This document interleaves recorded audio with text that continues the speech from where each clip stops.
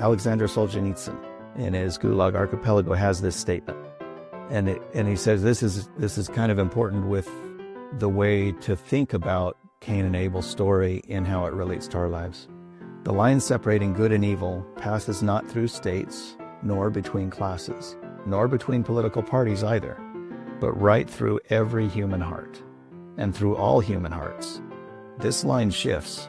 Inside us, it oscillates with the years, and even within hearts, overwhelmed by evil, one small bridgehead of good is retained.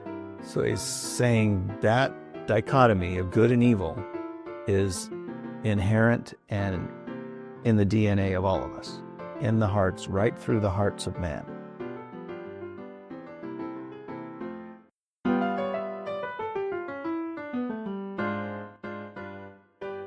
Why do people fill up their calendars with stuff they don't actually like to do? What is the deal with that? Calendars get filled up by other people as opposed to what they do. Yeah, so you've got a week that you've designed this time. Yeah, well, it's open for my design as the urge hits me. Right. My calendar this week is kind of open that way too.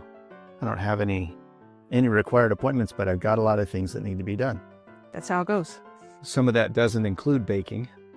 You're not going to bake any cookies this week. Yeah, that's not my goal. Not my goal. Okay. Boring. Just kidding. Boring. We had the chance, the possibility of being, if your schedule is overrun by other people, how could you feel about that? When I introduced this topic, maybe with that idea. If there's too many people, then you get overwhelmed. If you have too many things to do that are coming to you from outside, your work requires this, your family requires this, your dad requires this, or your kids require this. Overwhelm happens. Does it just Sometimes. happen? Is it one of those things that happens to you, or is it a creation of your thoughts about the circumstances? Yeah, so that's what we'll explore here. Should it be? Should we get overwhelmed? Are we designed to be overwhelmed, upset by what other people do? Or are we designed to accept what other people do? Huh. What would be the design of the human genome? What's in our DNA? Is it in our DNA to get along with people or to be at odds with them? Right. Of course, it's to get along with other people and not to be at odds, because our survival depends on us getting along with other people, I think. Of course, I think that. Because, if you're not getting along with anyone, then, thousands of years ago when people needed to rely on their community to stay alive, you couldn't be in a community if you couldn't get along with them. Yeah, I think survival of the fittest, and survival in a basic sense means we should try to get along with people, with others that are in our environment, as opposed to trying to be combative with them. So realizing that they also are in that same mode, if we realize that all people are built the same way and we're built to get along, we've got to we should assume that the other person is also of that same mentality of trying to get along, as opposed to trying to hurt you. Yeah. Now, I know we're not talking about being overwhelmed, but I am going to talk a little bit more about that one. Okay. The advice these days is to recognize the things that overwhelm you and then adjust your schedule or your environment based on that. Like, say, this kind of situation overwhelms me, so I'm just not going to participate in that event anymore because I get overwhelmed when I'm in that circumstance. Like this, when I'm there, I'm overwhelmed, so I can't be there anymore. Too many people or the wrong type of attitude. Right. Or it could be, I'm not going to sign myself up to take care of my parents' 7 dogs because that overwhelms me and I can't handle it. So I'm never going to offer or say, okay, yeah, I'll do that. If anybody asks me, I'm not going to take care of a lot of pets for someone. Or I'm not saying that's true for me. I'm just saying this hypothetical person that gets overwhelmed at something. Right. If you knew anyone that had 7 dogs, right. Right. So that's one solution in air quotes that's being handed out these days, is recognize when something triggers you and avoid that thing. Avoid that trigger. And that's setting up boundaries. Identify your boundary. And that's an appropriate way to set up boundaries is take yourself out of that picture. Yeah. Agree not to participate. And that's an appropriate boundary is saying, I'm just not going to participate because I get overwhelmed. I know I'm going to get triggered, so I'm not going to even go. Right. That's an appropriate boundary. The inappropriate boundary, which I think is talked about way too often, is you guys have to get rid of your dogs. Right. Or you guys have to just be kinder because I'm going to be here. So don't say those words. Yeah. Or I'm coming to this party. You make sure that person I don't like isn't going to be there. Yeah. Or you can't talk about politics or family. What I saw a video just recently, a mother complaining because her daughter said, don't talk about my pregnancy. Don't indicate whether it's a boy or a girl. At Thanksgiving dinner, I don't want to talk about my pregnancy at all. So don't even bring it up. Uh-huh. So why do families get together if not the ability to ask questions like that? Right. Yeah. So that's one solution that I'm seeing a lot these days. And maybe I'm only seeing it because I'm at the right stage in my life to see this. Maybe it's been a solution all along. And I'm just now seeing it because that's what I can see where I'm at, you know?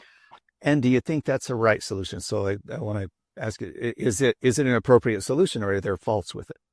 Well, I think it's not the most ideal solution. Like coming from where I sit, I think there's a better solution. I think the better solution is do the work on yourself to fix whether you even get overwhelmed at anything or not. I think the most accurate thing to do is just work through being okay in any situation, no matter where you're at, and move yourself to a better place because of that, like that work that you've been doing, you know? Right. And we talked about that drama triangle.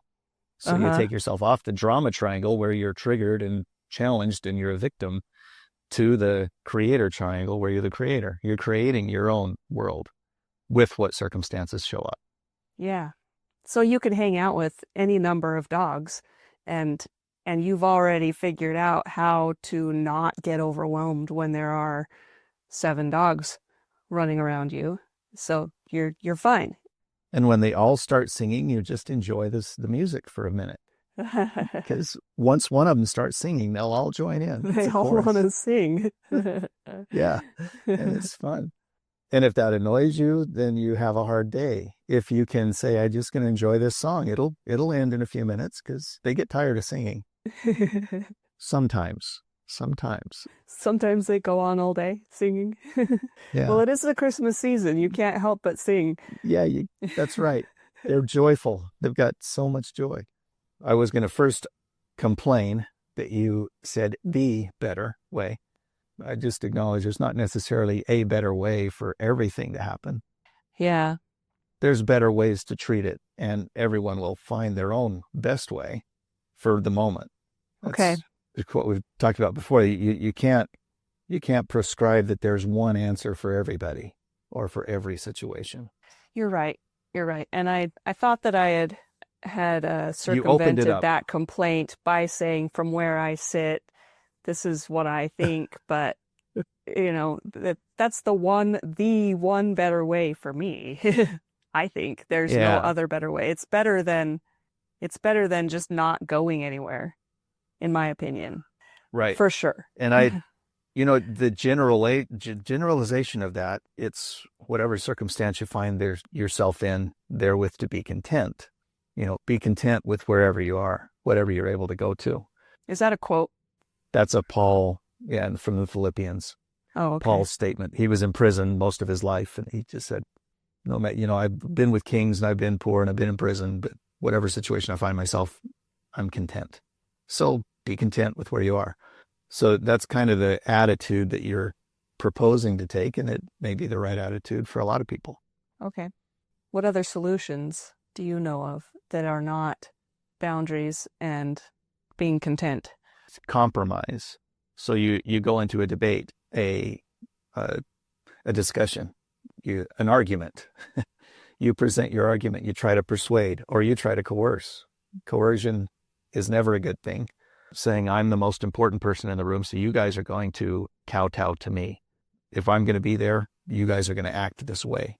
And if you don't act this way, and then of course the worst case, if you happen to be ICE on the streets doing your jobs, you deserve to be eliminated because you're offending me so much by taking out these people in my community.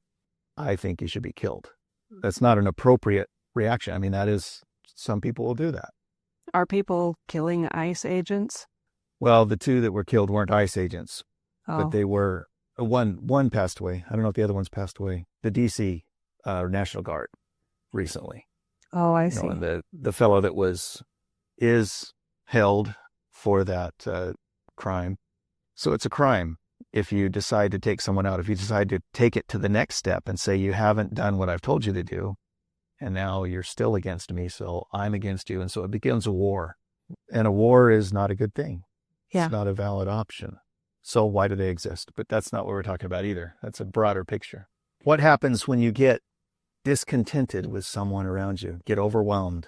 The thing I wanted to talk about and why I'm trying to come around this, you can have animosity toward them, or contempt was another word. You hate them, hatred, disdain. You just don't like somebody. All of those seem to be past tense. I disdain this. What's the active word though? And I had it. Resentment. I resent that. Resentment is the active move of all of those things. So you can hate someone, and that's a hatred that is based in the past. I guess you can base it here, but if you base hatred currently, it's a resentment. I resent that action. I hate that action. So resentment. And what can we do to control that or to work with it? Or is it valid? Talk about whether it's valid first. Whether resentment is valid. It is a feeling that people feel. Aren't all feelings valid? Is that what we want? It's a circumstance. It's a reality, right? That you're talking about valid being, it is there. Yeah. Resentment comes up. It is there. It's something, well, and I don't know if resentment's the thing. What is actually there? You felt offense. What did you feel when you demonstrate resentment? You felt that you've been offended somehow, or you've been overwhelmed somehow. So then you resent that you felt overwhelmed. Resentment is usually directed towards someone else. So you don't resent that you felt overwhelmed. You resent that somebody else made you feel overwhelmed. Well, it's some action. It could be your own action. You could resent that I always use the word always. I could resent that. And resent and I yourself. don't want to use those words. Yeah, you can resent yourself. I mean, it's difficult to imagine someone resenting themselves because people don't. Well, no, I think they do all the time. It depends Really? on the situation. Sin in a person. They're going to Okay. resent the sin that they continue to do. I see. Another Paul quote, "Oh, wretched man that I am." Those things that I would not, I do. What I would, I do not. And he had that little soliloquy in the New Testament also. Yeah, I don't know that he phrased that as a resentment, but that is kind of a resentment. What I wish I would do, I don't do. And you're resenting yourself for that. You can resent yourself for that. And there's probably a lot of people who do resent themselves for not stepping up and being the person they want to be, Yeah. instead of just stepping up and being that person, taking the risk. Yeah. Okay. I see that. So it is against somebody. Could be yourself, could be everybody else. Usually it is that I resent you for this. And whether you tell them or not, that's what causes you to set up a boundary. Now, I'm resenting what you represent, so I'm going to set up a boundary. And that now becomes my new world, is without you in it. Yeah. You just said represent, and that's resent with rep before it. Are those two words related at all? Represent, repair a resentment, to repair a resentment. Etymology of all that stuff. Scent is something that you give out. It's what you're giving, right? You sent something out. Okay. So it comes out of you. It's something that you're alluding to the world. You're sending. So sent is something you sent out. Resent, you're doing it again and again. So I'm looking at resent by being wallowing and thinking over again and again something. Okay. and then represent, represent, present, represent, present. Present is the recent word, resent. If you put a P in front of it, you're present. Represent. You either present something or you're present in it. So I think maybe present is the solution to resentment. Just be present. Yeah, maybe they're not actually related at all, because it's Well, but that's the fun of language. We can relate them. we can make it work. To represent something is to continually do it again and again. So you're wallowing in the presentation instead of the resentment. Re-resentment is it's not a double negative. It's a redundant phrase. Re-resentment, re-resent instead of represent, represent. The dictionary is showing etymology for represent is represent, but resent has a different etymology. It's not related to Doesn't present. come from the same base, so it has nothing to do with scent. But it's probably is how you are in front of the world.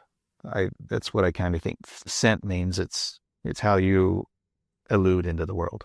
Yeah, let me just tell you what is showing. Oxford Languages is showing resent comes from French re and sentir, which is feel. Sentir means feel. Okay. So you're re-feeling. It is an internal thing. It's not sending out. Maybe that word elude that I used is kind of, it's what radiates from you. Yeah. Because it's what you are. It's what you're feeling.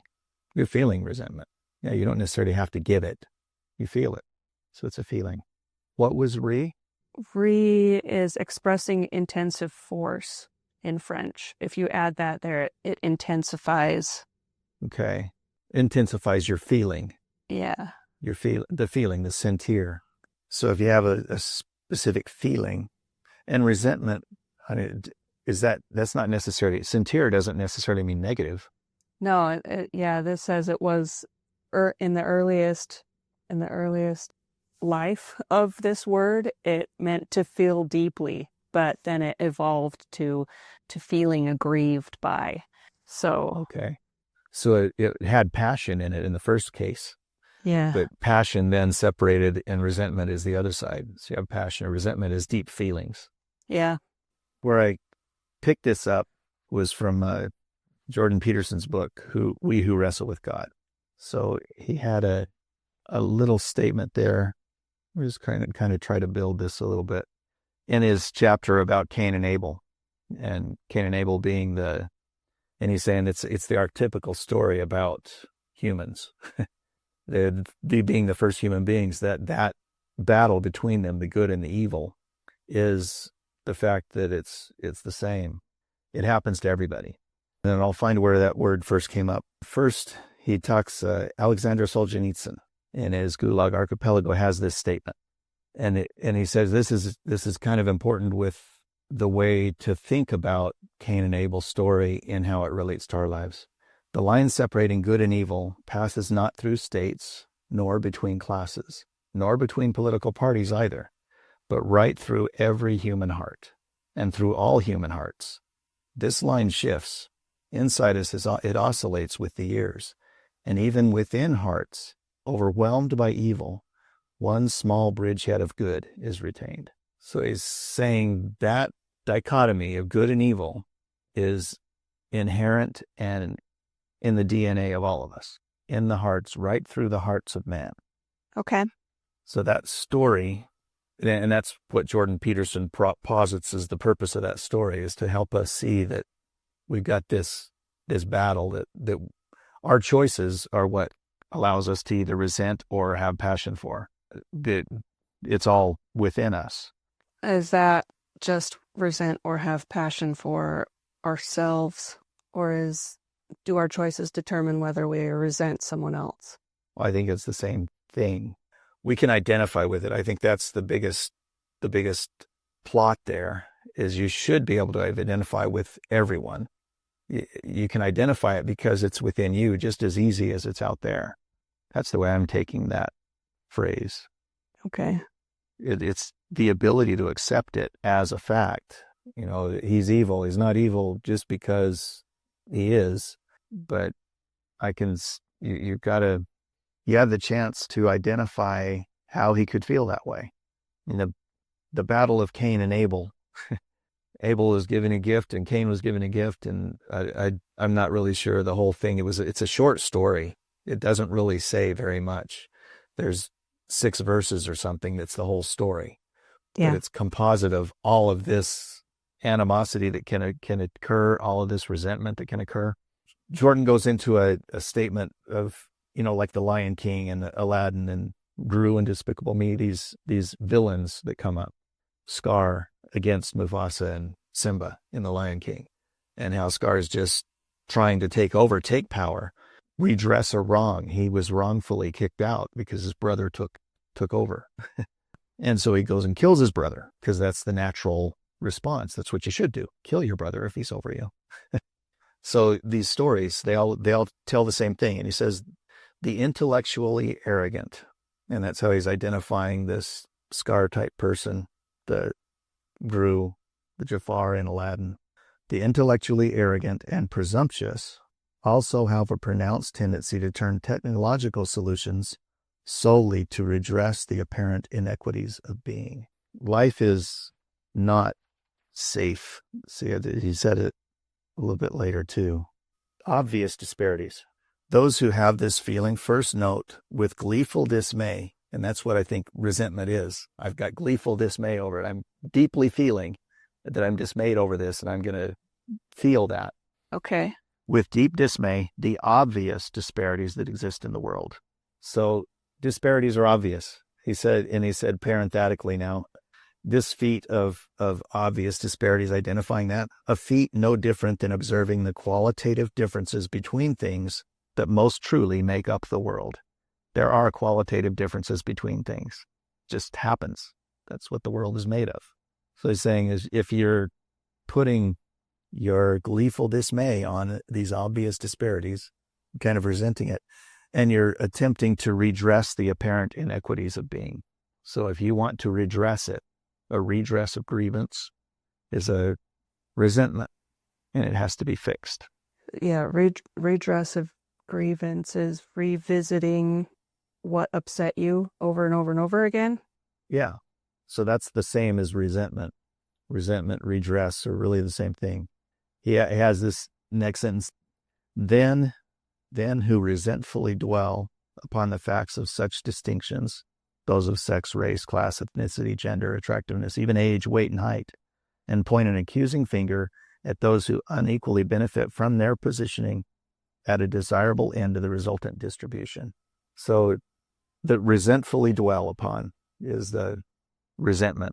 That's what it's the dwelling upon. It's the redress of it. It's the keeping it going, saying, I've been harmed here. And I can't let it go. Right. And that's the only reason that you've been harmed is because you're saying you've been harmed. I'm thinking that these differences that happen, differences in quality, and that's what he's trying to describe here in this section. Differences in status exist. They're just, life is full of disparities. So because of that, you're either angered because of it, and resentful, and requiring reparations, repairing for what someone else has over you. You're identifying it. It's the victimization. How did he put it? I didn't read that. This constitutes a pattern for the victim-victimizer narrative that plays a key role in the ideologies of resentment. So you have to identify yourself as a victim in order to resent. Mm-hmm. And we've talked about that in the past. That is it good to play a victim or to be a victim? Is it possible to step away from the victim role? I mean, did we end up with a conclusion on the topic of victim?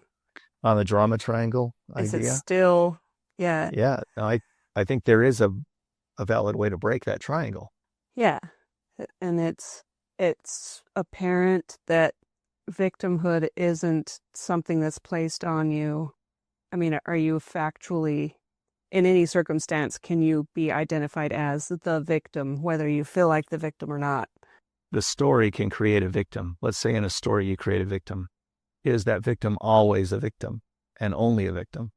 Or are they ever a hero? I think usually in stories, the victim becomes the hero. That's what makes a story a good story. What stories do we know that there are victims? And they always stay victims, or they become the hero? Any of those stories, Aladdin and Lion King and Despicable Me, I mean, the minions do win in the end, don't they? I don't know. I don't know that one. The minions weren't the victim. You've got that story wrong. You've got to watch that Okay, movie. good. I don't know that show. But Simba did come back. He was encouraged, the victim in this. Clearly the victim, Simba. Yeah. He went away for a while and he came back king. Aladdin clearly learned how to beat Jafar. And then is Jafar the victim? Is Scar the victim in that case? No, I think Scar was welcomed into the family. We don't have the Lion King 2. Maybe we did. Maybe they do. Maybe they wrote that. What did Scar do in the next version? It's been long enough that I don't remember what happened in Lion King 2. He wasn't killed. And the victim who turns victor, who turns hero, doesn't kill the agitator, kill that one who had animosity and resentment. Well, the last we see of Scar in the first Lion King is The hyenas. Yeah, he's fallen to the hyenas, and the hyenas, it's implied that the hyenas eat him. Yeah, that's right. Yeah, that's in the shadow. I see that in the movie. I don't know what the book said, but Yeah. at least they beat him up, give him another scar. They tear him a new one. Yeah, now he's 2 scar when he comes back. I think a victim doesn't have to stay a victim. You can't be given that role and have to accept it. You're not forced to accept it. And that may be the general DNA and objective of being human, is that you're not a victim. You can choose that victimhood in everything. You can always choose it, because there's always some difference that you can point to that's different than you, and that difference means I'm a victim of that difference. But if you just generally agree, the difference is the difference. That's it, just the difference. I'm not the victim of it. Yeah. I can create with it. So you change from victim to creator. That's the answer to the drama triangle. The victim status is make it a creator and make yourself a coach. Or what was the other one? Not a rescuer. I forgot what the other word is. So you rescue, or whatever, however that is. Can look back and find out what that is. Yeah. In this drama triangle. But becoming a creator is the thing you want to do. You want to coach someone and become a creator, to assist them, to help persuade them to break out of that victim status. You definitely don't need to stay there. You don't need to be rescued from a victim status. You need to be persuaded to create something out of it. Okay. So the status of being a victim is a choice, as we've determined, and the holding of resentment is a choice. It's an unconscious choice for most people. Like, can anybody consciously say, I am going to resent you because I like that. I want that feeling. And so I'm going to choose to resent this situation, myself, you, like anything that you can resent, I'm going to pick that path. And why would someone pick that path? In societies, we have things like that. I'm trying to think of something that I could easily say, I'm just going to resent you. Ponytails, or the fact that you don't have your thing on your head covering your hair. If you're Iranian, or if you're Muslim or Sharia law, Yeah. you're going to resent people who don't cover their hair. Okay. That's a sin. That's identified as a sin, to not cover your hair, or whatever it is that you do that's sinning here. If I could easily say, if you drink hairspray, I'm going to resent you. Because I know you drink hairspray. Being liquor. Being liquor, being alcohol, that thing that smells exactly like hairspray. So if you drink that, I'm going to resent you. That's just what I'm going to do. I'm going to resent you for that. And there's no way you can break it, my resentment. You can't break my resentment if I choose to resent you. Can you? I don't think any person can do anything to break the resentment of another person. Yeah. And the only thing, because I'm choosing the victim status. I mean, the fact that there's someone drinking hairspray in my presence, I can resent them, but that's my choice. It's not their choice they can either drink it or not. But if they don't drink it, they could potentially resent me for not being able to drink their hairspray at that minute. Yeah. You're no fun. Why would you not Right. want to drink this? Or they could set up the boundary. They could say, there's a boundary now. You can't come to our game. You're not going to be playing the game with us tonight because you resent us for drinking hairspray. Uh-huh. It can battle back and forth, but it's a choice on both people's part. The person that's drinking hairspray could say, I'm just going to drink it. Okay, I'm good. Resent me. Fine with me. Don't bother me none. So that's the attitude you take when you're a creator. You're creating something new out of it as opposed to the victim and agreeing to resent something. You have to agree to resent something. Or I can just say, I don't understand how you could feel comfortable drinking hairspray. But I'm not going to try it either. Right. I'm not going to step into that realm of trying to see what it is that causes you to like it. Like sour candies. I don't know why anyone would ever eat a sour candy. Yeah. That's a oxymoron. It just doesn't work. Do sour candies give you sores in your mouth too? Like, do you experience any physical reactions to sour candy? No, I don't think so. No. It's just the taste. I mean, you don't pick up a candy to be pucker-faced, soured. That's not why it's not why I would want to eat a candy. Right. I don't like anything sour either, or hot, spicy. So there's those things. I won't do them, but I don't necessarily resent them.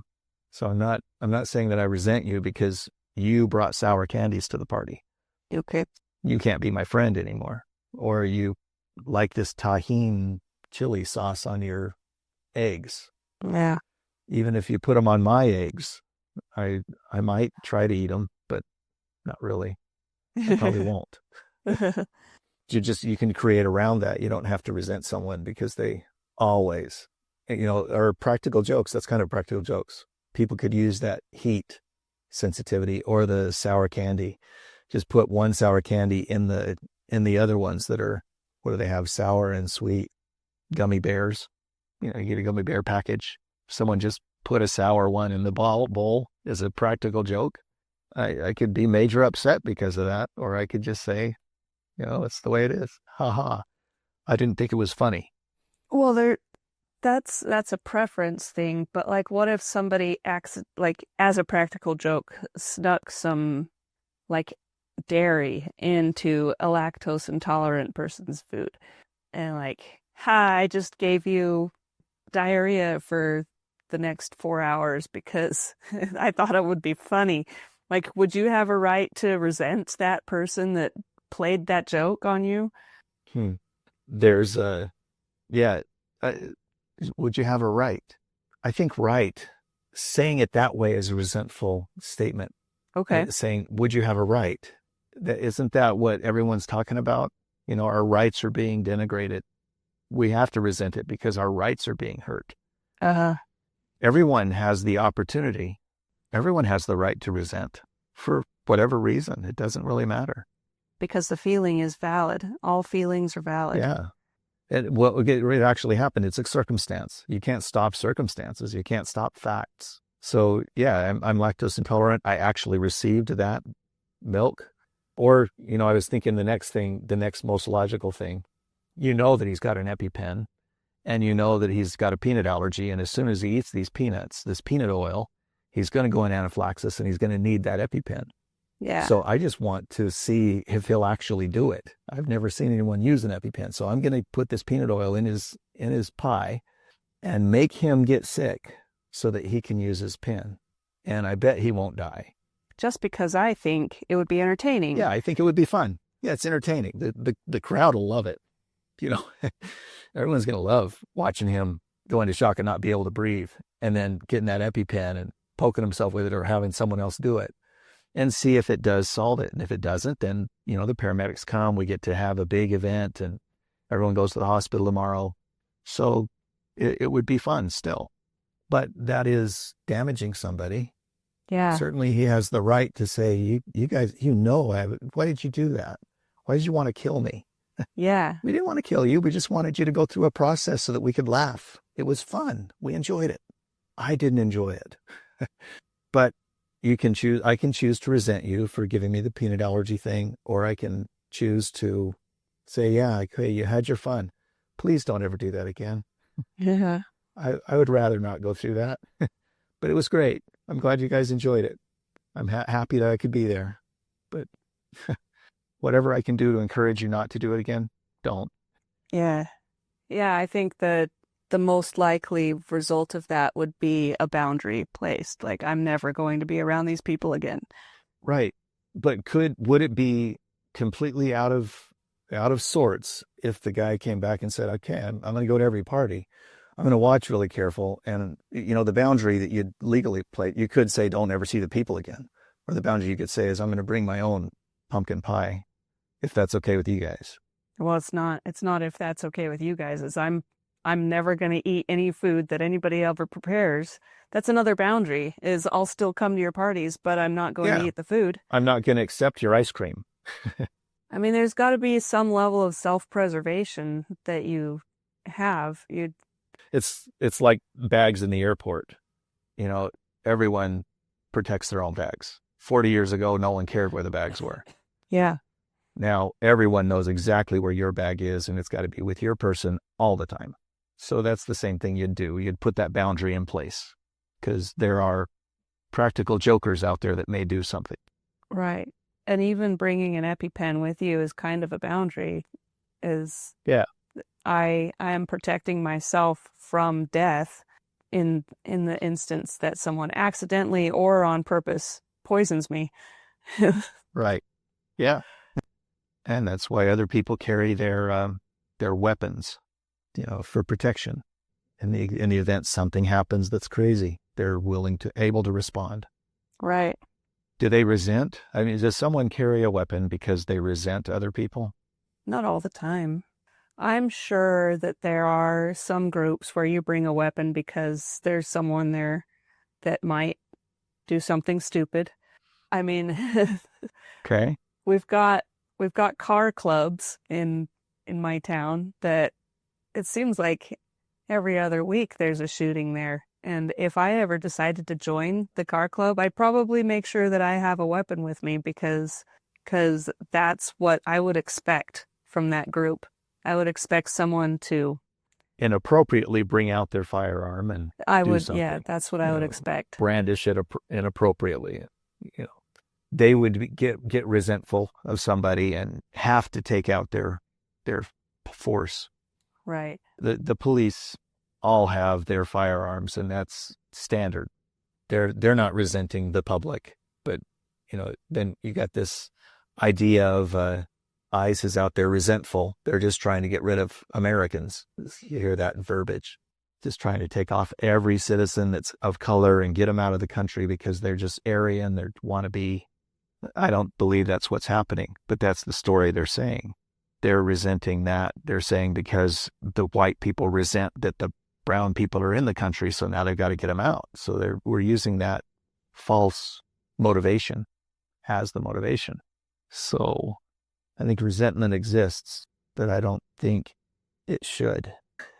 Okay, what is the antidote to resentment? The antidote. I just have to say it. I can't build it. I wanted to build it. Can't build it. And the antidote to resentment is forgiveness. You have to give back, forgive. You have to let it go. Even if you don't forget, it has to be forgiven. Whatever it was that caused that resentment, the fact of you made this room smell like weed burning, you have to forgive it. It's, you either resent you because you're burning weeds, or I forgive you. So the forgiveness is the antidote. Okay, but not forgetting. Well, because it's a nice story. You don't forget your stories or your learning, and maybe it sets up the ability to put a boundary. If something's that important, then you can identify your next boundary. But it has to be something you're bounding yourself to. I'm not going to go to those game nights anymore or something, because of that. And then they'll say, why isn't he here? Well, I don't know. Maybe he didn't forget that it smelled like weed in this house last time he was here. Yeah. Yeah, I don't know. Boundaries. I want to talk about forgiveness a bit, though. Okay. Because, if that's the antidote to resentment, we need to know what forgiveness actually is. There's so much in the Bible, right, about forgiveness. It's a religious topic. Is it also a secular topic? Like, can atheists be forgiving of others? Well, as an item of law, does law have a forgiveness code? They call it justice and mercy. Does law have a mercy clause? Okay. And I don't know if forgiveness necessarily is mercy. Mercy is the law not being applied, allowing the law not to be applied. What is forgiveness in law? Well, I was thinking now of forgiving your debt.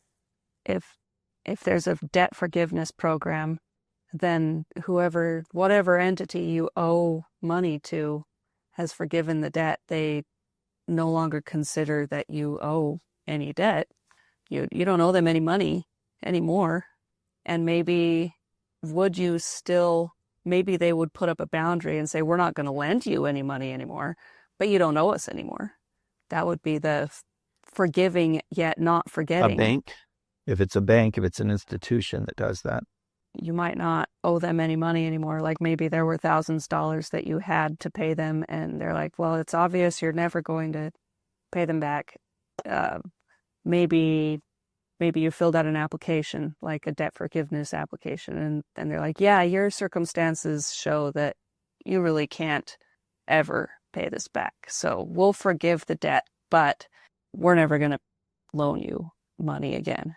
Yeah, and perhaps we'll even close your checking account, find a new bank to work with.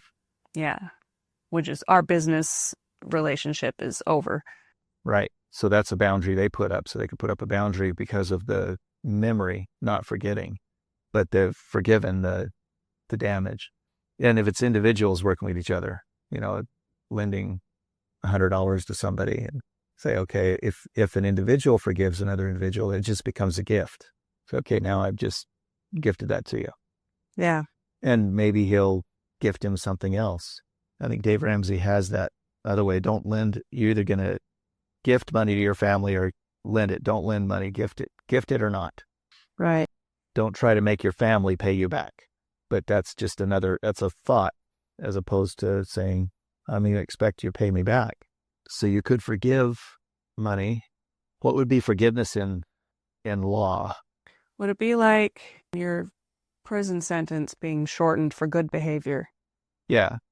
Okay, so you were sentenced to 20 years, but in 5 years you have a parole hearing. So in 5 years, because you were excellent for 5 years, we're going to parole you now for the next 15.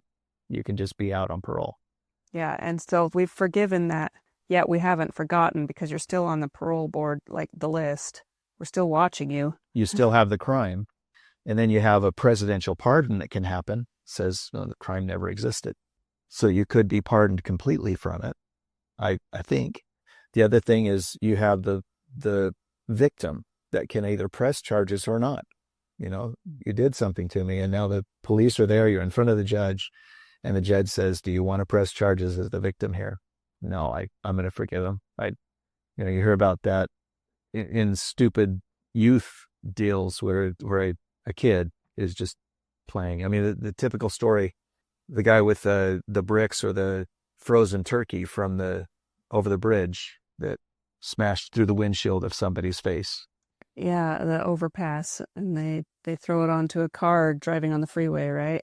Right. And so the lady then got to know the guy, it's just a stupid mistake. It was a game that you were playing that you went too far and it hurt me horribly, but I'm surviving. I'll get through this. And I want you to get through it too, so I'm not going to press charges. So that's a forgiveness in law because you want something better for that other person. But how do you not forget? What is the act of not forgetting in that circumstance? Well, not forgetting your forgiveness. Maybe she became part of that kid's life for the rest of his life. Maybe when he's 35 and she's 84, they're still talking. That's what I would expect. Okay. That's not forgetting. Don't get back into that same situation, please. I'm forgiving you, but I'm not forgetting. So I'm going to I'll be your own probation officer, but I'm just going to be grandma. Don't think of me anything other than that. Big brother, big brother is often phrased in the negative, but I'm just going to be your big brother. And there's that Big Brothers Big Sisters program that says you need a big brother to kind of watch over you and help you get out of the ghetto that you're in. I'm a big brother. Yeah. That would be the not forgetting part of it. I care enough to not forget. I think that's valid. It's because you care that you don't forget. You can forgive and forget if you don't care, because you're never going to see that city again. I'm going to forgive and forget that certain town that I lived in that wasn't good to me. And I'm never going back. I will never see. The boundary is so strong that place just doesn't exist. So you can forgive and forget that. But if you care about the place still, this is my hometown. Yeah, I didn't like what happened there, but I'm not going to forget. I care about it, so I'm going to work with it still. Okay. That makes forgiveness a little bit more understandable, I think. I mean, I feel like I understand it better now. And is forgiveness an appropriate resolution to resentment?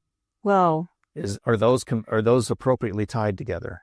yes, I think so.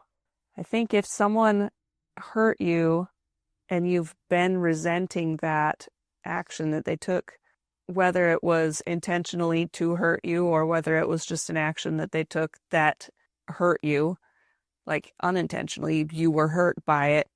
I think if you're resenting someone for that, I mean, the appropriate thing would be to forgive them. That would cancel out the resentment. The definition of forgiveness is canceling resentment. Stop your resentment. I no longer resent you. I forgive you. They mean the same thing. You can say, I no longer resent you, which is the same thing as saying I forgive you. Yeah. But saying I forgive you doesn't have that same feeling of saying I no longer resent you. That's a deeper definition of forgiveness. Okay. If someone just says I forgive you, that doesn't mean they have stopped resenting you. Right. I forgive you. Because that's a trite phrase that's too often stated. Yeah, I forgive you, but I'm never going to talk to you again. I'm never going to be around you. I'm going to resent that for the rest of my life. They still hold that resentment. Right. That not forgetting is pretty strong in that situation. Like you will never forget. I am never going to forget what you've done. I forgive you, but I will never forget what you did. Yeah, what's the never forget? Because those things are used positively about 9/11, right? Never forget with the flag and the towers. And you say never forget as a statement of patriotism. Yeah, I'm fully patriotic to this idea, so I'm never going to forget that your class of people did this. Is that a bad thing? Is that the intention of the never forget thing? I thought that was never forget all those people that died. Like, we're never going to forget that something horrible happened, but it's not that we're never going to forget that it was an act of terrorism. Maybe that's never a forget the people. thing. Never forget whose lives were lost. Yeah. And it depends on how you take that phrase. Right. Never forget. Are you a victim or are you a creator? Yeah. So a creator with it. Or like the one from a long time ago, don't tread on me. Those statements. Yeah. There's a flag, don't tread on me. That could be positive or negative. Don't tread on me. It's a rattlesnake, so I'm going to bite you and you'll die. If you tread on me, you're going to die. Or if you tread on me, we become friends for the rest of your life. And so if you tread on me, we're going to be connected. That's a more positive way to look at it. I'm a big brother now to you. All right. So never forgetting, I'm never going to forget what you did. That implies that there's still hard feelings there. Well, it can be. It can imply. It can be a threat. Never forget. I will never forget. Or it can be a promise. It can be a promise. I'll never forget the connection we had at that time. And so I promise to always be with you. Yeah, I mean, it depends on what your facial expression is when you're saying it. If you're pointing your finger Okay. and you've got angry eyes, I will never I'll forget this. never Or forget. you've got your hands out and you're like, I will never forget this. So that's why it's important that you have body language. Or, That's why yeah. body language is important. Is it objectively better to forgive and happily never forget than it is to hold on to resentment? Is that, do you think that's just true no matter who you are? Better to forgive. What is healthy, right? And is that a statement better, meaning a healthier way to live? Does it serve our DNA better, our humanity, Will you live longer because you forgave? than you held a grudge or you held resentment? Yeah, the whole purpose of putting up a boundary or holding resentment is to protect yourself so that you can live longer and live better. Yeah, the peanut allergy. Now I have to put a wall between you and me. Yeah. Does that wall serve you or put a detriment for you by keeping that wall there, keeping that resentment in place? Stonewalling. Is stonewalling ever a good idea? Because stonewalling is like a resentful boundary. Yeah. Right. I think so. It's saying I'm going to never forget. I don't care about that anymore. I'm going to not care. So the stone wall is there because I don't care about what's on the other side of it. If you care about it, you want to maintain the relationship. Relationships are the spark of life. That's what keeps life going. So if you're a hermit, you just live up in the mountains by yourself. When the bears eat you, nobody knows. Yeah. If you're with a group of people, then that group can hopefully be bigger than the bear and no one gets eaten. But if you do get eaten, the group will find you and they will mourn your loss. I don't know, that's a totally other topic. Another topic as to whether it's better to be with people or without people. Is it healthier? So we're saying, is it healthier or better to live with forgiveness or live with resentment? Yeah. And maybe there are people who intentionally stay away from people because they get overwhelmed or angry or too excited, or maybe they do stupid things. Maybe they're like, anytime I'm with these people, I drink too much and then I feel really horrible the next day. Like I have no control. I know I have no control over myself when I'm with this group of friends. And so I need to stay away from them. And so maybe they're intentionally choosing solitude See, that's because, kind of a self-resentment though, isn't it? yeah, I don't have enough willpower to only drink water or to bring my own drink, my own Diet Coke. yeah. So they're in a way a victim of their own Inability. inability to control themselves. If you're unable, and that's back to being able to work on yourself, do the work to fix what's wrong with you so that you can be in society. If you think it's just too hard, like I can't do the work. I am forever going to be a resentful person or an overwhelmed person or a social drinker. There's nothing I can do about it. It's just too hard. So I have to live in solitude. And can't means won't. It means I'm not going to try. Or I'm agreeing that I have a certain disease that's identified that I'm not going to be able to change even if I try, so I'm not going to try. Yeah, it's my DNA is wrong. Yeah. And so I'm accepting the fact that I'm broken. Because I'm broken, I'm going to resent myself for not being able to be there, but I'm just not going to be there. Yeah. And is that a good life? Maybe it's better than one alternative of being around people and always being overwhelmed or always drinking yourself into unconsciousness or Always being the puppet. So if they're well, it's instead of drinking, if it's just you're around a group of narcissists and they can make you do anything, you're always going to accept what a gullible. I'm so gullible. I'm going to do everything they say. And so you start realizing that I want to protect myself. I don't want to be on the end of the bungee cord anymore.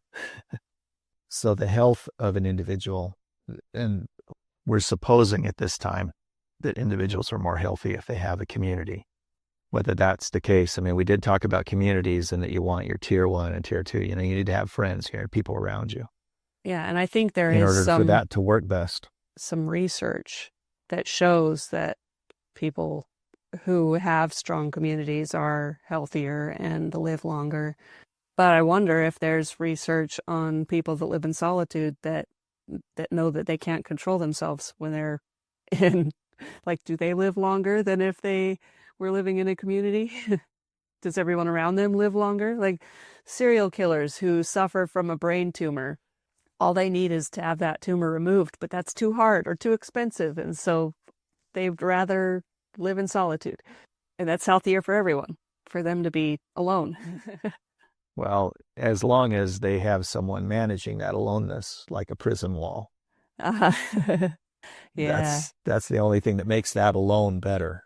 Right. You had the Unabomber, Ted Kaczynski. He was that type of person, and he did it all alone. Yeah. Through the mail. Right. But he still got his word out. He's got his whole feelings out in the world, and everyone knew what he did. I don't know that you can self-protect a psychotic event. You can self-protect a puppet or a gullible. I don't even know if you can do that because you have too much joy being around people. You're going to have to get around people. Yeah. They talk about it's solitude that makes people crazy. If you only have yourself to talk to, Walden, though, Henry David Thoreau, he did fine for a time, but he only did it for a time to go self-introspection completely. So that's good in short realms. And I don't know what the rest of his life, I really don't know what he did. He was a professor, a college professor, I think. So he was well involved with the community. Did he go back and be a professor when he was done? Most likely. I think he did. Mm-hmm. I don't know, though. So taking a sabbatical on your own isn't necessarily a bad thing. Are you happier with resentment, though? I think that causes stress, the fact that you're remembering. Resentment, I think it's what you did to me that causes me to resent you. And so I resent you from now forever on because of what you did 20 years ago. So this 20-year-ago path that I continue to remember and wallow in is affecting my life every day. 20 years ago, you stopped doing that. You're no longer there. You don't live 20 years in the past, but I continue to live 20 years in the past. That's got to be harmful to me. It's a stress. It does cause a stress. You can't have resentment and not be stressed about that. And stressed is a buzzword. It's I'm just so stressed today. But stress is a physical thing that happens. Your heart rate is a little bit higher, or which is the sentir part of that word, right? The feel. Yeah. It's an actual feeling that is being pronounced right now. It's a resentment that's coming up. It's automatic. Yeah. And that's, if you can recognize that you're stressed over something, like if there's physical stress that you're feeling that's behind the feeling of being stressed, then you can do things to de-stress yourself, to lower your heart rate and calm your breathing and center yourself in what's really important to reduce your physiological things that are happening that are making you feel stressed, right? Perfect. That's a perfect answer. So yeah, the stress of feeling of resenting someone, the feeling of resenting someone, the stress of resenting someone. That's every time you think of that resentment that you are holding, you've got it in your little package that you're carrying around with you everywhere you go. And you think reminding of that, yourself of it. You're like, oh yeah, I've got this in my hands, that I'm holding this resentment. Then you get a physiological response to that stress. You're stressing your body because of that.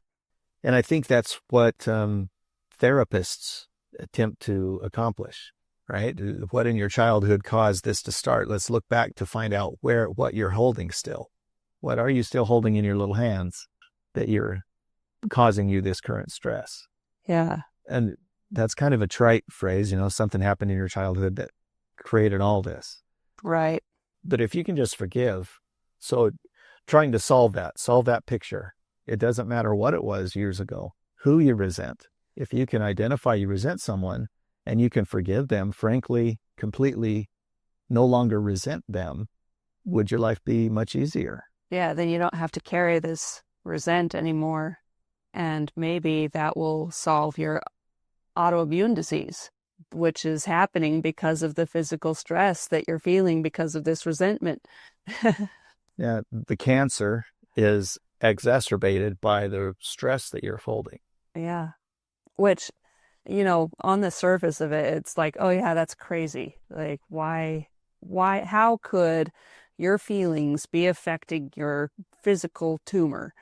That doesn't make any sense at all. But I think that's what research is showing these days. They're showing more and more that people are having better outcomes in cancer treatment by reducing stress. Like, that it's actually better for them. They turn out better.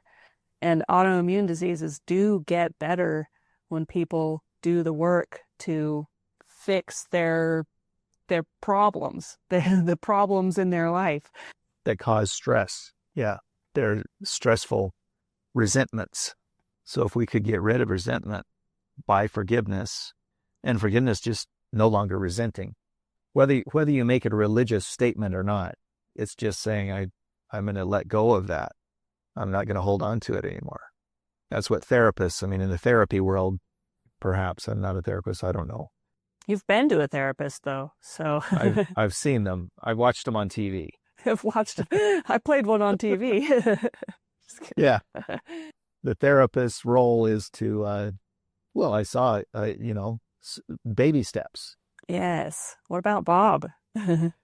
Yeah. Take a vacation from your problems. Yes, exactly. Let's do that. The stress. It will dissipate if you no longer hold that resentment. You're no longer having to be under stress all the time because you're resentful, full of resentment, full of heavy feelings towards someone that wronged you. You have to forgive that wrong. And whether you put the boundary up that's a careful boundary, that you care about it, that you're going to remember, but you're still going to operate there. It doesn't have to, if you put the boundary up that I don't care anymore and I'm putting a stone wall boundary, but then if you ever come across that person or something that reminds you of the name of that person, the resentment's going to come right back up. You have to somehow let the name, Heber, not mean bad things to you anymore. Anytime you hear Heber, if you have resentment towards Heber, yeah, the person or the place or the galaxy, whatever, if you have resentment towards it, it's going to remind you of that resentment. Your resentment's going to come up in your brain. But if you forgive it completely and Heber no longer is a bad person, that happened 20 years ago and it's done. I completely don't resent that situation anymore. I know it was just a difference in life. He was in a different position than I was and we had that little battle, but that was just a difference. Recognize it for what it is, as a circumstance, and I'm no longer going to think this way against it. My thoughts are now changed. Hypothetically, this would also be the path to take in regards to trigger words. Anything that people feel like they need to put a trigger warning on their online content for, like suicide and rape and killing, narcissism, and earlier in this discussion, I said that word killing, and I thought that's a word that people aren't going to like. Yeah. And I've used all the other ones, all the other trigger words. You just blurted them out. Yeah, it's just. But why do you have those words? Why do they trigger? It triggers someone because they have resentment towards something they haven't forgiven whatever it is that word reminds them of. Or reminds the world of, or in general, it reminds people. We've got to protect people. We have to protect society because this word is triggering to a large fraction of people or a small fraction. But they are using, some content creators are using trigger warning as, it's a way to still be able to use the word. They're still able to use the word. If they use trigger warning then they're still able to talk about it. And other content creators, they don't do a trigger warning. They just change the words, unaliving. It's not suicide anymore. It's unaliving, which is really stupid. I hate when I see that. It's almost an instant unfollow if I see that. Like, nope, thumbs down. I don't agree with this. That's unaliving is a trigger word. Right. It's your trigger word. Do you resent that person for using it? You resent them enough to block their channel completely. I resent the whole situation. I've got resentment for trigger words. Right. For political correctness in your environment. Right. If you have to say it's politically correct, then I don't want to be part of you anymore. Yeah. How can I forgive that? I'm going to have to do some work on that. Yeah. Well, to forgive it, you just have to say, well, is there content really valuable for me to hear? And you can determine the reason I'm canceling them isn't because of that word. That word is stupid. I'm okay. I forgive them completely for using that stupid unaliving word. But the rest of their stuff really didn't teach me anything either. It was all trash. They're not someone I'm going to listen to. Yeah. No, I've got to forgive society as a whole for feeling the need to use substitute words instead of the real word. See, in the euphemisms, they used to call those euphemisms. Uh-huh. So you use substitute words. That's a softer way of saying it, euphemistically speaking. I don't know. I haven't heard euphemism in the last 20 years, though. Yeah, I don't think that I could confidently use that word in a conversation. Yeah, no one today uses euphemism, but that's exactly what it is. Substitute words, come up with your other words for it. Replacements. Yeah. Politically correct. Politically correct. I replaced euphemism, I think. Oh, yeah. So really, I mean, that is a personal example that I was able to identify. And I think I would be happier having forgiveness in that space than instead of being angered by it every time it comes up or every time it comes resentful. Up. Yeah. Yeah. It causes stress every time it comes up. You recognize it. Say that, why did they do that? They did that again. Now this show did that. Now that person did it. And now everybody's doing it, and I can't handle this. All over society. Yeah. And then someone at work will say it. You say, why? Why did you bring this into your everyday life? You're just a standard guy on the street. And now you're using this unaliving word. How did it get so ubiquitous in society? And if you forgive it, then you don't have to think about it. He said unaliving. That's funny. I heard that the other day.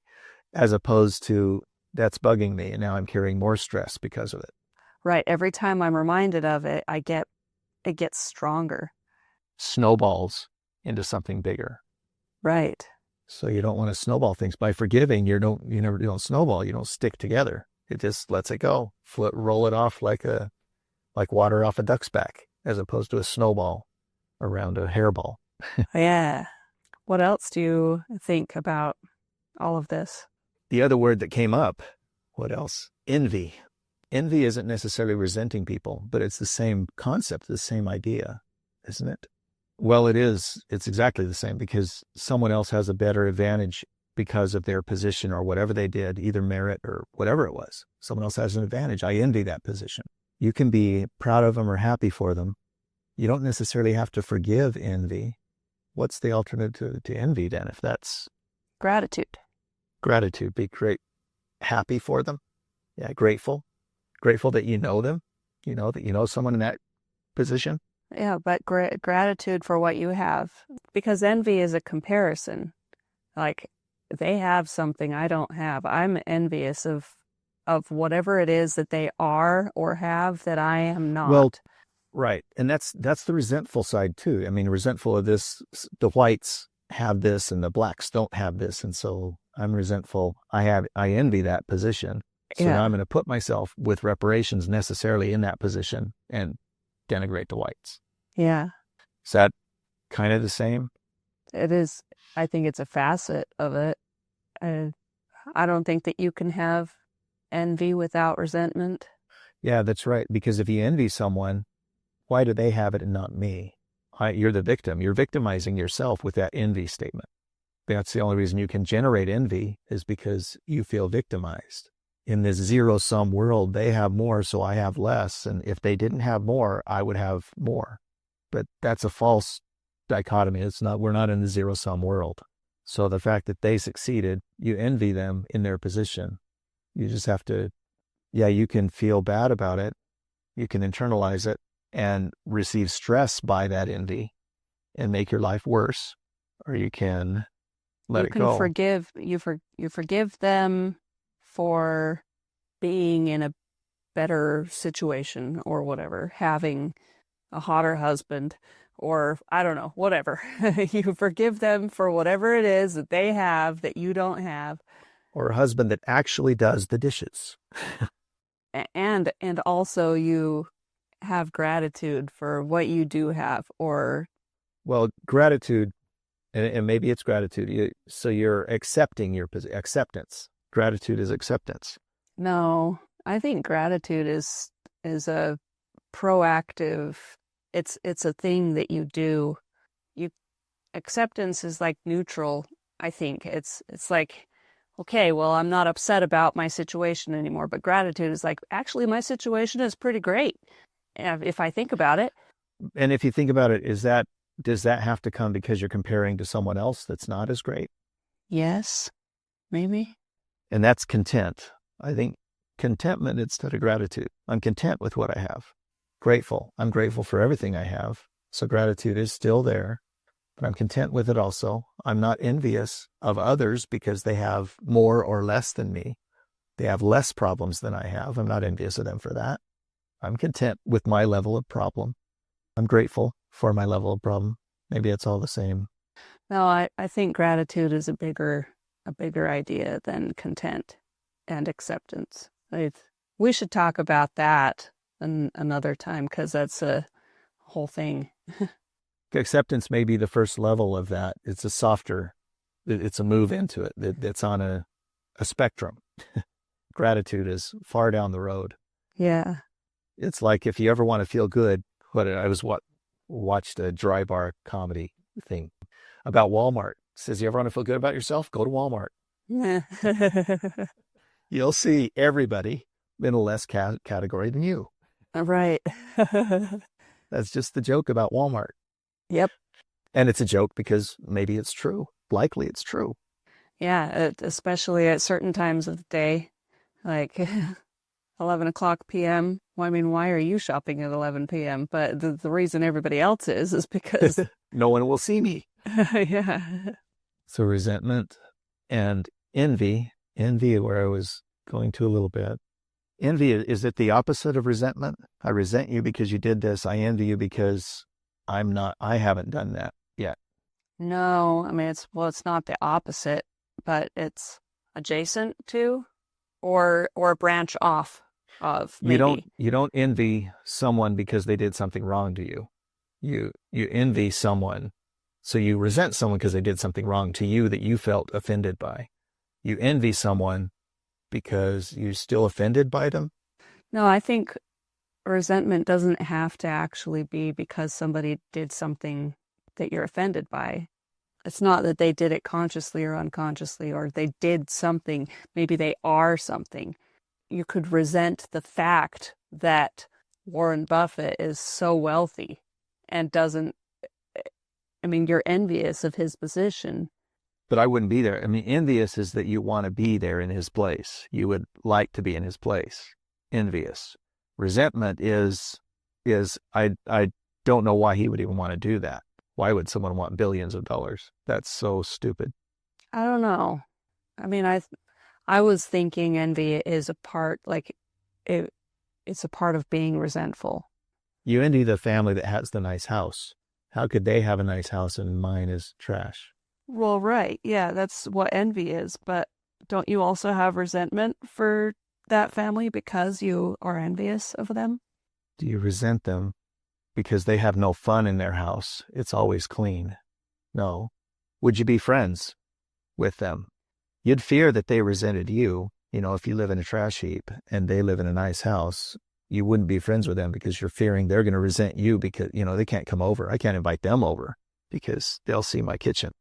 And I've seen their kitchen and they're going to resent me. So now I resent them because they're going to resent me. They're judgmental. So where does judgment have to do with this?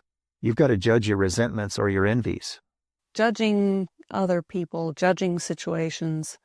I mean, it's something we're all doing, but the best thing to do is to judge it fairly instead of with your own, what is it? Your own, what is the bad version of your personality?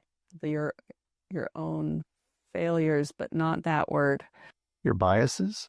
Your own biases, but that's not the word I'm looking for. That's not it. It's a good word. Your own stupidity. That's a good word. Yeah, that's good enough. So your biases and your stupidity, like these things, you're judge fairly rather than unfairly based on your own prejudices. But that doesn't make any sense because that's part of the judging process. Prejudging, yeah.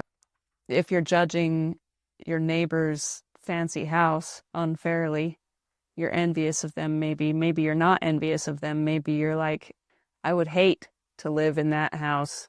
I resent them for even moving in, though, because, I mean, I don't know. Maybe resentment and envy aren't so closely tied as I was thinking. Well, they are and they're not, I'm sure. Yeah. And I introduced the word judgment, but judgment, you do have to judge what you're going to resent and what you're going to forgive. You got to forgive. It's a choice. Your judgment is really just your choice. Okay. You're going to choose to envy or not envy. There was a song when I was a kid, don't envy the boy with the cheerful smile, just get one. Don't envy the... Just get one. something. Just do it yourself. Step up and actually motivate yourself to do something. If you see something you like, instead of envying it and shunning away from it, grow to it. Let yourself do that. Find a way to put your house in that condition of their house. Just start working on something. So that's the point of that don't envy song. So if you're envying something, just step up and do something about it. Judgment in part of this book too. So Jordan Peterson's book, there's an earlier idea. He talks about the availability heuristic. I think I mentioned that to you before. The heuristics is, what is heuristics? What is a heuristic? Is it a trial of something? Heuristic definition. Involving or enabling discovery or problem solving through methods such as experimentation, evaluation, trial and error. So it's trying things out. Okay. So it's an evaluation of something based on what you're thinking. So that's kind of judgment. You're making judgments based on your heuristics of the situation. So the availability heuristic is a specific tendency that's in, Carl Jung wrote about it, apparently. And so availability heuristic saying there's a tendency that if the answer comes quickly, it's kind of like Occam's razor too, I think. What is Occam's razor? That it says if it comes easily, then you think that it's true. Yeah, that's related to Occam's razor. The most obvious answer is likely the one that's appropriate. Right? Is that Occam's razor? Yeah, you shave it, you cut off the things that are harder to accept. Yeah. The more steps to make happen, you take those options away, and it's most likely the thing that happened with the least amount of work. Yeah, the simplest explanation with the fewest assumptions is usually the best one to start with. That's Occam's razor. Start with the simplest thing you can do. That doesn't mean it's the most true. So what Jung was saying is just because that's where you start doesn't mean that's the most true. So Occam's razor doesn't say that that's the most true either. It just says that's the best place to start, is the simplest place. And then you're building onto that. You might as well not start with the one that takes you 5 weeks to get into.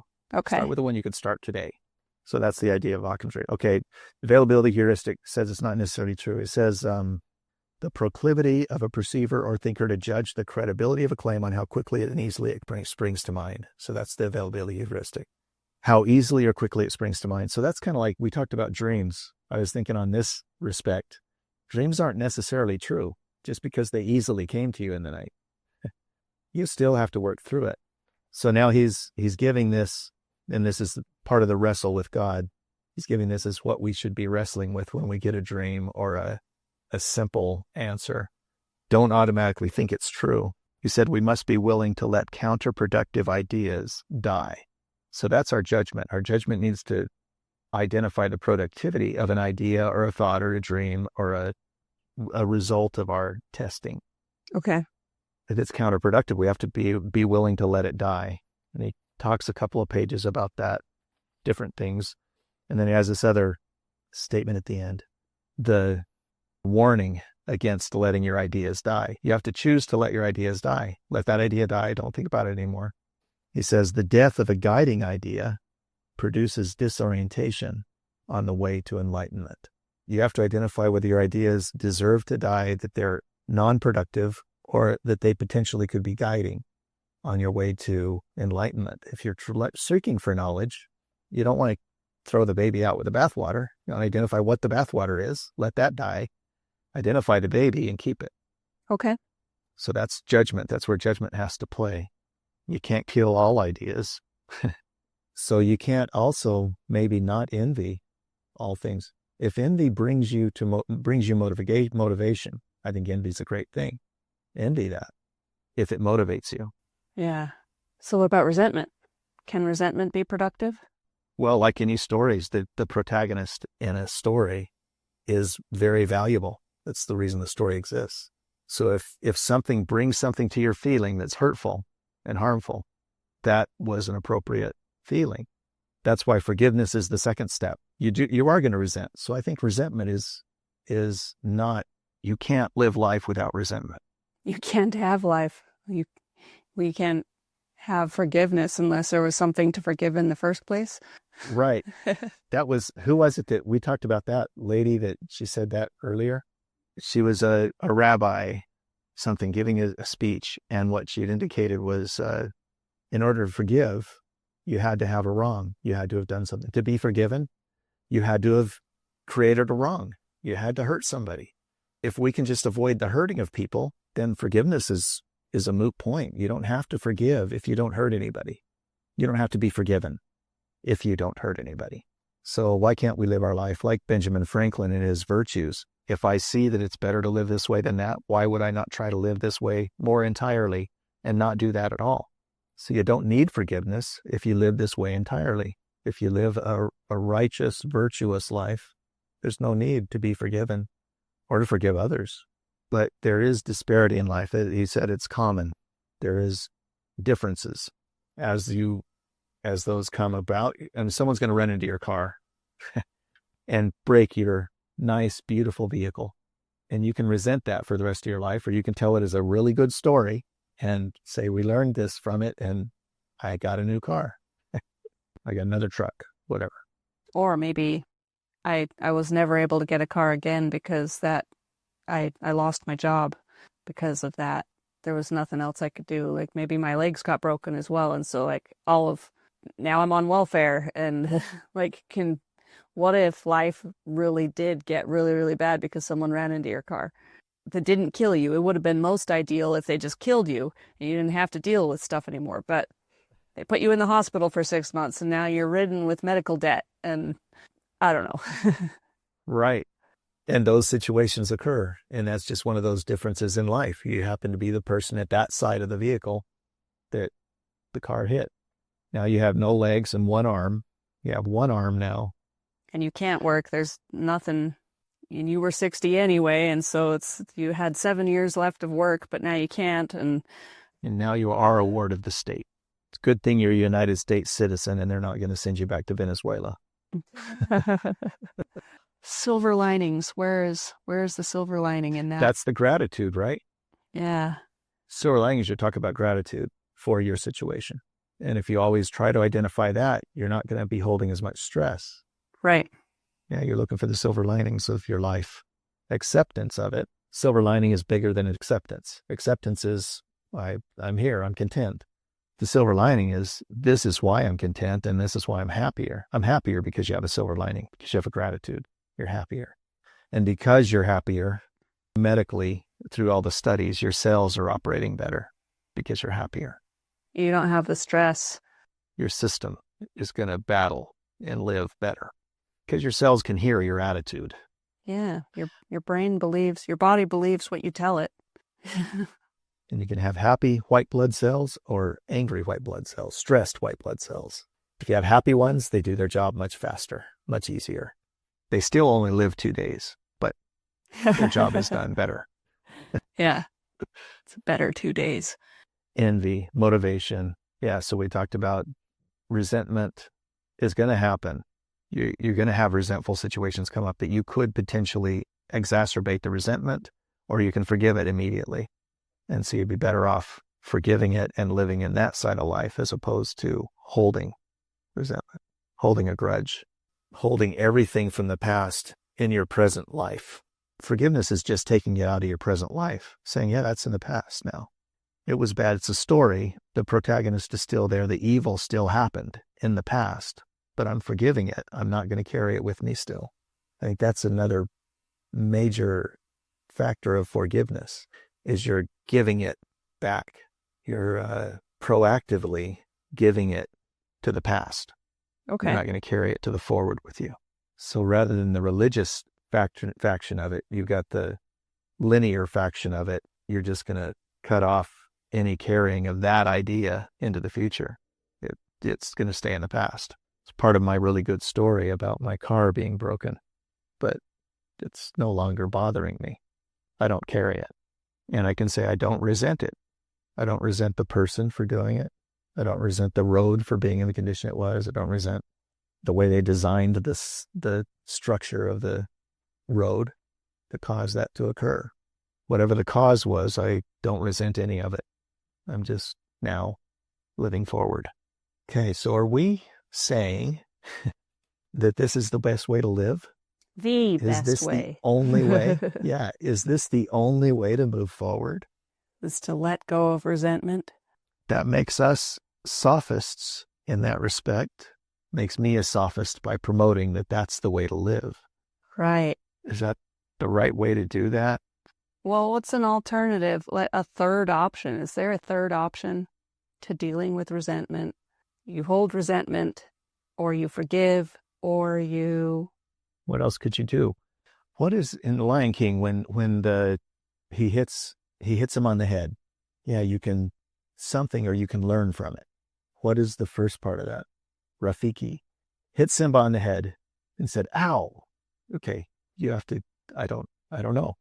You can run from it. That's what it is. Yeah, you can run from it, or you can learn from it. Yeah. Okay. Okay, so maybe that's the other thing with resentment. You can run from resentment. We're talking about learning from it. I don't know if we're talking about learning from it either. Maybe those are two different things you could do with resentment. Well, learning from it would be the not forgetting part. You forgive, but you don't forget. You can build appropriate boundaries. Right. So that's learning from it. Running from it, maybe, would that be forgiving and forgetting? Yeah, that might be like the stonewalling thing. The stonewall, you run from it. You say, I'm never going to think about that again. That's just completely out of my life. Yeah. Forgive and forget. Run from it. And yeah, the stonewall boundary, that's how you run from something. You say there's no Heber, that name, anyone named Heber, any place named Heber, any galaxy named Heber, I'm not going to have any part of. If there's an angel that comes to me and says his name's Heber, I'm not listening. So that stonewall, you're running from it. You're saying, I was hit by that stick and it's never going to touch me again. Yeah. Is it possible that stonewalling is just as good a solution as forgiving, and yet remembering, not forgetting? And let's use the political environment here. Somalia. If someone stonewalled Somalia and moved to the U.S., mm-hmm. that would mean that you're going to move in and become a U.S. citizen, and you're not going to revere Somalia anymore. Right.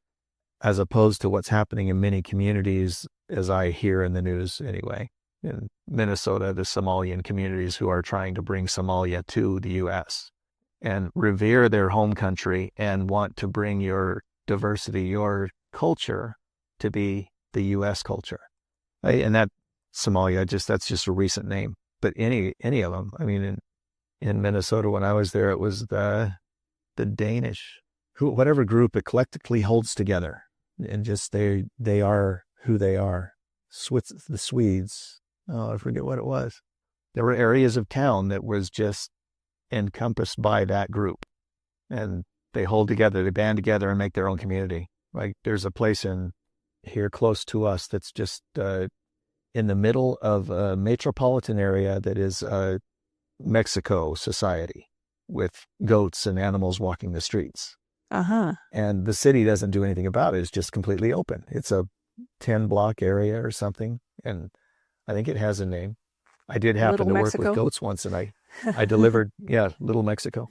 I delivered a goat into the area, and it was surprising to me that it was, not really fences. There, people, it's just a community, but there were animals everywhere, right in the middle of town. Huh. It was interesting that the rules that applied across the freeway didn't apparently apply on this side.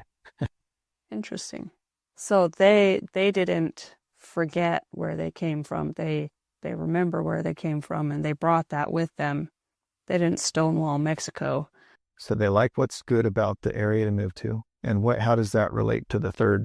We were talking about a third way of treating things. A third way of dealing with resentment. Did they resent anything? I mean, why would someone leave Mexico if they want to move it up here? They resented maybe the government, and now they know I'm under a better government. I can live the way I want, and I don't have to pay to cartels. Yeah, if you don't like it, then leave it, right? But the thing you left wasn't necessarily animals in the street. So I'm glad that the community I'm moving into allows animals in the street, even though in the next neighborhood, there are no animals allowed in the street. Leash laws are enforced, and farm animals inside of a residential area is enforced, that you can't have them. But in this area, you can have both of those, no leashes and farm animals. Yeah, okay, so is that just as good? Forgiveness is not the only very best way to deal with resentment, maybe because that's what those people are doing in Little Mexico, but maybe like how our ancestors did it on, like, okay, so I have ancestry in Germany and Sweden and Norway, probably, like, it's very European. I've got a lot of European ancestry. In Portugal. And I don't do anything. I have like no traditions that are from those very specific places in my life. It's like I've stonewalled, as it's a generational stonewall, right? Is we're fully Western United States Americans, and that's how we live. Right. Except for the periodic Dia de los Muertos. Every now and then we have Day of the Dead, and sometimes we call it Day of the Dead, and sometimes we call it Dia de los Muertos. We celebrate Christmas. That's a Germanic holiday. It wasn't something the Native Americans where we live. There used to be a heavy Native American presence, but we didn't adopt their holidays when we settled this area. So we didn't stonewall certain pagan rituals, but we invited them into our current society, and we still operate with that. Certain archetypical stories we hold on to and keep. Maybe stonewalling isn't as good as forgiveness and moving forward. Forgiveness, if you forgive it, you're still going to learn from it. So that's still learning from something. You're going to forget it. You're just not going to carry it forward with you. You're not going to carry any resentment, any stress going into the future. But you're going to remember that it was part of your story. Yeah. And you learn from it. To learn from it is to forgive it, I think. Yeah. And that's what it's got to be. Even Rafiki and Simba. If you learn from it, you're going to still talk to me. I'm not your enemy because I hit you on the head with a stick. You're working still in the community, in the relationship. If you run from it and I become your arch enemy because I hit you in the head with a stick, then that's not the right way to operate. So is it the right way to operate? Can we, identifying the ideas that are beneficial to your enlightenment, that's got to be the way to operate, as opposed to those that would be non-productive. You let the ideas die that are non-productive. It's non-productive to put up a stone wall inside of your family relationships, inside of the 2-generation family that we live in, 3 generations. Obviously, it wouldn't be a good thing to put up a stone wall in that. Okay. So we've identified there is one right way to deal with resentment. With forgiveness. Is that the right way? That's the right way. Learning from it, forgiving and learning from it. And moving forward without the stress of holding on to it. There you go. Okay. Well, that's it. Now we could explain that to a fourth grader just fine. And that means we understand it well enough to agree.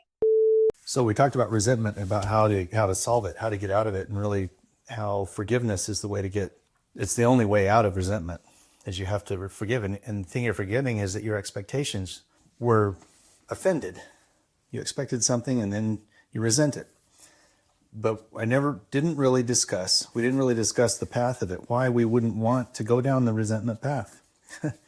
So we talked about how to get away from it, but not necessarily what it leads to. Generally in our lives, we want to advance to something. We want to progress. We want to move forward. And we're moving forward on our path. We're trying to get better and better. But with resentment, if you get better and better at resentment, where does that lead you? It's an up that doesn't necessarily go up. It's a path that doesn't necessarily lead up. It leads down. So I want to go through what that path is. That's what makes sense.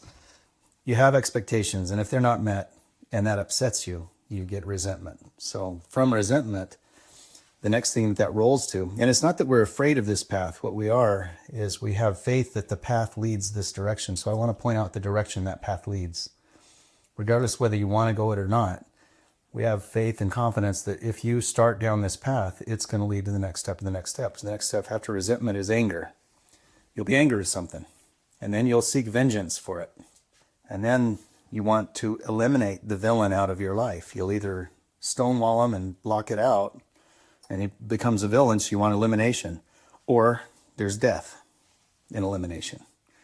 And if you can't do either of those two things, then you have a further rolling down of the resentment, which is, first thing is apathy. You say, I just don't care anymore. There's no reason to care about anything. And then you withdraw yourself. You take yourself away from it all because there's nothing you can do about it. You get depression. So you become depressed because there's no hope. There's no possible progress. There's no way to make things better. So I can't eliminate that event. That event's there.